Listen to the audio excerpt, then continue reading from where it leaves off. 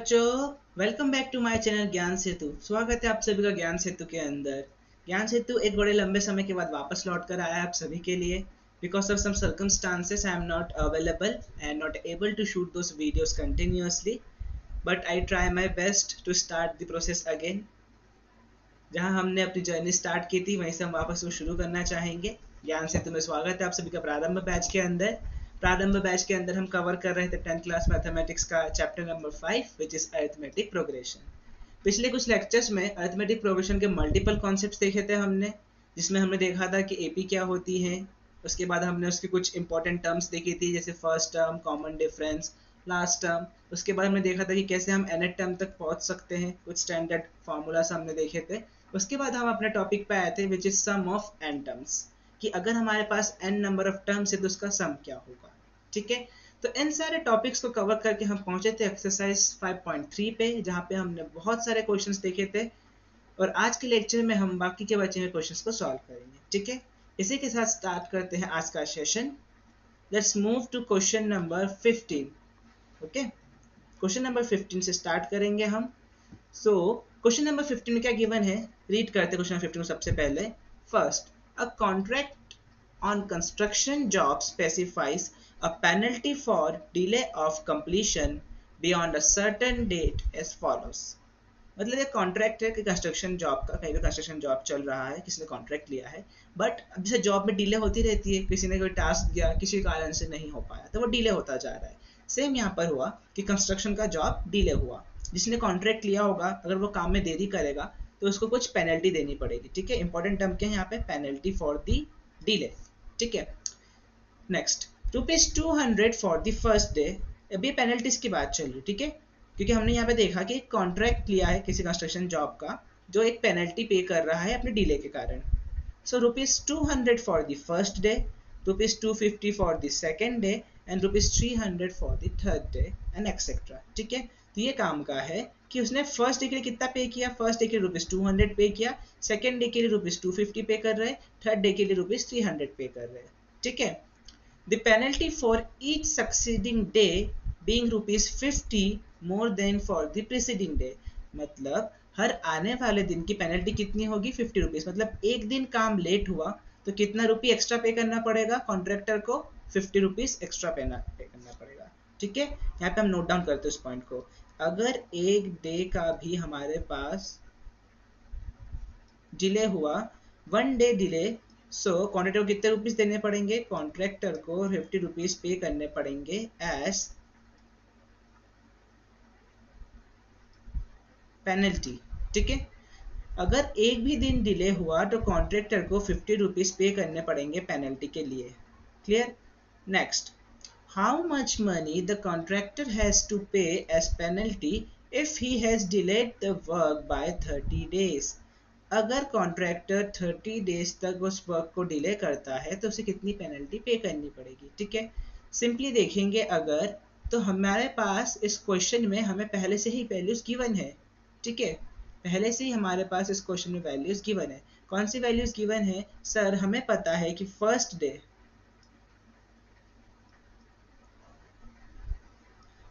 Day उसने कितने rupees पे किए थे सर, फर्स्ट डे उसने ₹200 पे किए थे। सेकेंड डे कितने रुपीस पे किए सर, सेकेंड डे उसने ₹250 पे किए। मतलब फर्स्ट डे से सेकेंड डे पे कितने रुपीस ज़्यादा पे किए सर, फर्स्ट डे से सेकेंड डे पे उसने ₹50 एक्स्ट्रा पे किए। ठीक है, नेक्स्ट उसके बाद क्या गिवन है सर, उसके बाद तो हमें थर्ड डे का भी गिवन है। थर्ड डे में कितना गिवन है सर, थर्ड डे को उसने ₹300 की पेनल्टी पे की थी। ठीक है, थर्ड डे में कितना गिवन है, थर्ड डे में भी ₹300, मतलब अगेन ₹50 एक्स्ट्रा। तो इससे क्या समझ में आया, इससे हमें ये समझ में आया कि हर दिन वो ₹50 एक्स्ट्रा पे करता जा रहा है। अभी हमने डिस्कस किया था कि 1 डे का डिले ₹50 की एक्स्ट्रा पेनल्टी लेके आएगा। तो हमें निकालना है कि टोटल अगर 30 डेज का डिले होता है तो कितना पेमेंट देना पड़ेगा।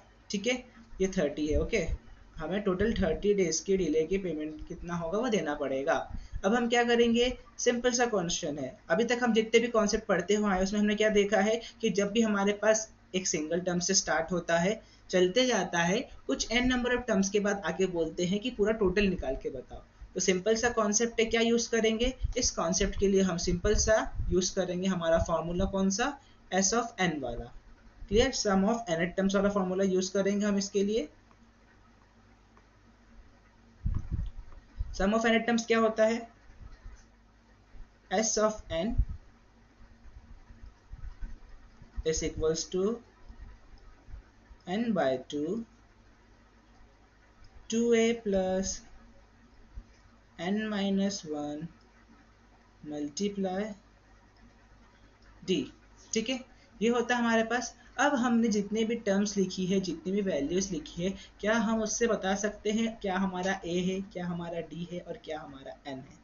ठीक है, फर्स्ट डे ए हमेशा क्या होता है, हमारा फर्स्ट टर्म होता है। तो क्या मैं अपने ए को इस फर्स्ट डे की वैल्यू के बराबर रख सकता हूँ, जो कितना है 200 रुपीज। इट मीन्स मेरे पास क्या होगा, मेरे पास ए की वैल्यू हो जाएगी 200। क्लियर, हर दिन कितना एक्स्ट्रा पे कर रहा है, हर दिन में वो 50 रुपीज एक्स्ट्रा पे कर रहा है। मतलब 1 डे डिले के लिए अगर वो 50 रुपीज एक्स्ट्रा पे कर रहा था, तो डी कितना हो जाएगा, हमारा कॉमन डिफरेंस डी कितना हो जाएगा, डी हो जाएगा सिंपल 50। ठीक है, कितने दिन के लिए चलना है, n डेज के लिए चलना, तो n डेज के लिए चलेंगे तो n कितना हो जाएगा, n हो जाएगा हमारा 30। क्लियर, इतना क्लियर हुआ आप सभी को। हमने क्या करा, हमने पहले केस को समझा। केस में क्या गिवन था, हमारे पास first day, second day, third day के पेनल्टी चार्जेस देके रखे थे। हमने ये भी देखा कि हर दिन 50 रुपीज पेनल्टी एक्स्ट्रा लग रही है और उसे 30 डेज का टोटल कितना चार्ज पेनल्टी के फॉर्म में पे करना पड़ेगा। ठीक है, तो हमने क्या निकाला, ए निकाल लिया, हमने डी निकाल लिया, हमने एन निकाल लिया। हमारे पास सिंपल सा फॉर्मूला है कौन सा, S of N equals to N by 2 multiply 2a plus N minus 1d। तो हमारे पास सिंपल सा फॉर्मूला है हमारा। इस फॉर्मूले की हेल्प से, जस्ट अ मिनट, सिंपल सा फॉर्मूला है हमारा। तो इस फॉर्मूले की हेल्प से हम क्या कर सकते हैं सर, इस फॉर्मूले की हेल्प से हम इजीली अपना आंसर फाइंड आउट कर सकते हैं। ठीक है, क्लियर। चलिए नेक्स्ट पेज पे चलते हैं इसको सॉल्व करने के लिए।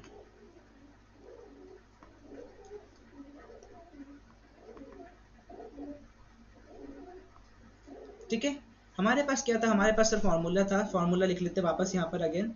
हमारे पास फॉर्मूला था s of n equals to n बाय 2 2a plus n minus 1 multiply d। ठीक है, हमारे पास फॉर्मूला क्या था, s of n equals to n बाय 2 2a plus n minus 1 multiply d। Clear, अब हम क्या करेंगे, अब हम इससे वैल्यूज पुट करते किसकी, हमारे पास ए की वैल्यू थी। ए की वैल्यू कितनी थी हमारे पास सर, ए की वैल्यू थी हमारे पास 200। डी की वैल्यू कितनी थी, डी की वैल्यू थी हमारे पास 50। एन की वैल्यू कितनी थी सर, एन की वैल्यू थी हमारे पास 30। सिंपली फॉर्मूले में वैल्यू पुट करके हम इसका आंसर इजीली निकाल सकते हैं। ठीक है, चलिए निकालते हैं इसका आंसर। तो मैं रख देता हूँ यहाँ पे s ऑफ 30, यहाँ पे क्या रख देता हूँ, s of 30, just a minute. हम लिखते हैं यहाँ पे s ऑफ 30, n की प्लेस पे 30, तो 30 बाय 2 2a, 2a means 2 into 200 plus n minus 1, n क्या है 30, 30 माइनस 1 कितना हो जाएगा हमारे पास 29 मल्टीप्लाई d, d कितना है हमारे पास 50। चलिए नेक्स्ट स्टेप पे आगे बढ़ते हैं। 30 डिवाइड बाई 2 कैंसिल आउट होकर 50 बचेगा, 2 मल्टीप्लाई 200 तो ये हो जाएगा 400 प्लस 29 डिवाइड बाई 50 कितना हो जाएगा हमारे पास, ये हो जाएगा 1450। ठीक है, सिंपली ऐड करेंगे इन दोनों को, 15 एंड 1450 कितना हो जाएगा हमारे पास 1850। 15 multiply 1850, 15 multiplied 150 is 0, 15 5 is 75, 5, 15 is 120 and 7, 127, and 15 1 15 and 12, it's 27. It means 27,750 rupees उसको पे करने पड़ेंगे in the form of penalty for कितने दिनों के लिए, in the form of penalty for 30 days penalty. ठीक है, तो ये हो गया हमारा आंसर। क्लियर हुआ? चलिए मूव करते हैं अब नेक्स्ट क्वेश्चन की तरफ। नेक्स्ट क्वेश्चन में, this is our next question. ठीक है, नेक्स्ट क्वेश्चन क्या गिवन है? नेक्स्ट क्वेश्चन में गिवन है a sum of 700 a sum of 700 is to be used to give 7 cash prizes to student of a school। ठीक है, लिख लेते हैं। हमारे पास क्या है सर? हमारे पास रुपीज 700 है टोटल। ये क्या है हमारा सर? ये हमारा क्या है? ये हमारा टोटल है। टोटल 700 रुपीज है। Be use to given cash prize to students of a school. कितने नंबर ऑफ स्टूडेंट्स है सर? नंबर ऑफ स्टूडेंट्स कितने हैं हमारे पास? 7 है। क्लियर? यहाँ पे लिख लेते हैं number of, just a minute, यहाँ पे लिख लेते हैं हम नंबर ऑफ स्टूडेंट्स कितने हैं? 7। नंबर ऑफ स्टूडेंट भी कितने हैं? 7। नेक्स्ट,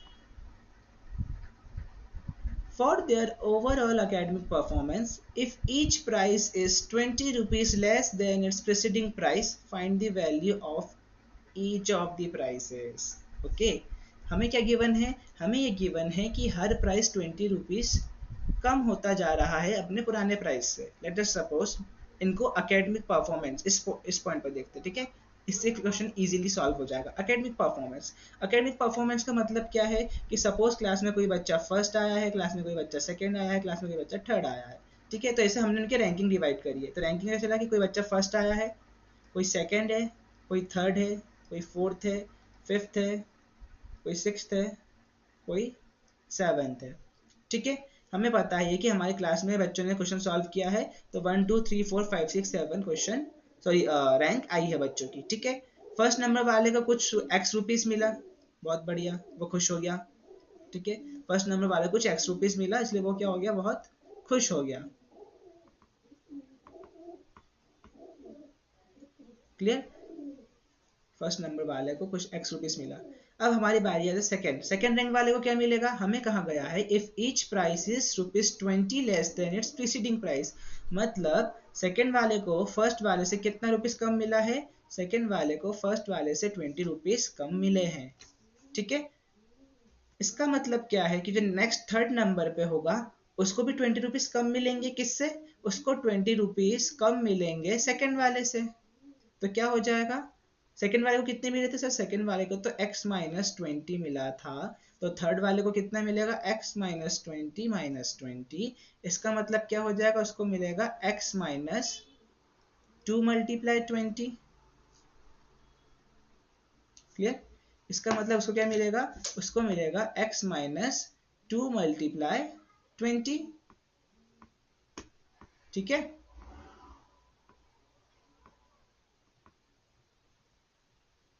कितना मिलेगा? उसको मिलेगा sir x minus 2 multiply 20। Don't mind दिया ना, बिकॉज मैं पहली बार इसको यूज कर रहा हूँ टूल को, सो थोड़ी सी गड़बड़ हो सकती है। I please forgive me for that, I am very very sorry. Okay, clear इतना? सिमिलरली ऐसे फोर्थ रैंक वाले को भी कितना कम मिलेगा? फोर्थ रैंक वाले को थर्ड से भी 20 रुपीज कम मिलेंगे। तो इससे क्या समझ में आया? इससे हमें समझ में आया कि सर हर नीचे रैंक वाले को, हर नीचे आने वाले को 20 रुपीज कम मिलते जाएंगे जितना फर्स्ट को मिल रहा था। तो हमारा स्टार्टिंग टर्म क्या हो गया सर? हमारा स्टार्टिंग टर्म अभी क्या है? x है। ठीक है, हमारा स्टार्टिंग टर्म क्या है? x है। x means what? x means a। d कितना है? 20 की माइनस 20। सर d यहाँ पे हो जाएगा हमारा माइनस का 20, क्योंकि d क्या हो रहा है सर? d हर बार कम हो रहा है। d हर बार कम हो रहा है, इसलिए हम क्या करेंगे? d को मानेंगे हम माइनस का 20। क्लियर? अब हमारे पास लास्ट टर्म तो है नहीं, क्योंकि हमें नहीं पता लास्ट टर्म में क्या आएगा। हमारे पास क्या है? a है, हमारे पास d है। ठीक है, याद कीजिए अगर अगर हमारा फर्स्ट टर्म a जो x के बराबर है d माइनस 20 के बराबर है, तो हमने स्टार्टिंग में देखा था standard form of what AP, जिसमें क्या था nth टर्म बराबर a of n equals to what a plus n minus 1 multiply d, ये होता था हमारा। अगर हम इस a ऑफ 7 निकालने जाएंगे तो क्या हो जाएगा a plus 7 minus 1 multiply d। ठीक है, इसका मतलब हमारे a7 की वैल्यू क्या हो जाएगी a plus 6d। Clear, a plus 6d। ठीक है, a बराबर क्या है हमारे पास यहाँ पे x है, 6d क्या है 6 मल्टीप्लाई d के की वैल्यू कितनी है माइनस का 20, तो हमारा a ऑफ 7 क्या हो जाएगा x माइनस 120। ठीक है, और एक तरीके से देखो तो ये a ऑफ 7 क्या है, एक तरीके से देखो तो ये a ऑफ 7 है मेरा लास्ट टर्म। क्लियर, ये a ऑफ 7 क्या है मेरा, ये a ऑफ 7 है मेरा लास्ट टर्म। इसको मैं लिख सकता हूँ a ऑफ n टर्म या फिर लास्ट टर्म, क्योंकि मेरे पास 7 स्टूडेंट है, 7 ही वैल्यूज है। ठीक है, क्लियर। चलिए, अब हमने क्या क्या निकाल लिया, इसको सब लिख लेते हैं यहाँ पर। जो हमने निकाला है इस पूरे के पूरे पर्टिकुलर सम के अंदर अभी तक, उसको हम लिख लेते हैं एक बॉक्स के अंदर। ठीक है, ये मैंने बनाया एक बॉक्स, इसके अंदर हम लिख लेते हैं। सबसे पहले हमने क्या लिया a को हमने मान लिया कि भाई x मिला है। फिर हमने क्या निकाला d को हमने मान लिया कि माइनस का 20 है। फिर हमने क्या निकाला, फिर हमने निकाला a ऑफ 7 या फिर उसको हमने माना लास्ट टर्म, जो क्या था हमारा x माइनस 120 है, और हमारे पास तो n भी है, n की वैल्यू कितनी है यहाँ पे 7, और हमारे पास s ऑफ n भी है, हमें गिवन है ये रहा 700 रुपीज टोटल। तो ये 700 रुपीज क्या है, ये 700 रुपीज हमारा s ऑफ n है। ठीक है, चलिए अब हमें क्या करना है, एस ऑफ एन का फॉर्मूला लगाना है। दो तरीके हैं फॉर्मूला लगाने के, या तो हम पहले x की वैल्यू निकाल लेंगे तो भी काम हो जाएगा लास्ट टर्म वाला फॉर्मूला लगा के, या फिर n वाला फॉर्मूला लगा सकते हैं। ठीक है, मेरे अकॉर्डिंग लास्ट टर्म वाला फॉर्मूला लगाना ही ज़्यादा बेटर ऑप्शन है। ठीक है, चलिए एक न्यू पेज लेते हैं, उस पर क्वेश्चन को हम क्या करते हैं सॉल्व करते हैं।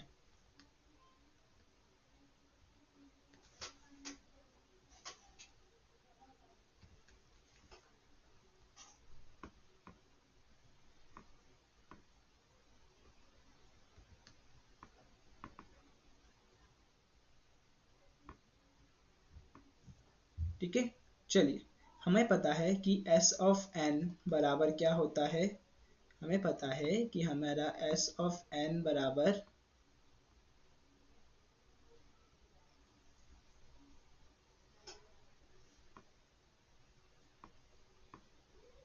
ठीक है, चलिए स्टार्ट करते हैं। हमें पता है कि हमारा s ऑफ n बराबर क्या होता है, s ऑफ n बराबर होता है n बाय 2a plus n minus 1 multiply d।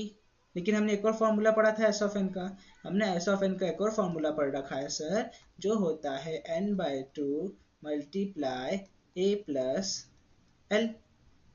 ठीक है, ये फॉर्मूला भी हमने पढ़ा है।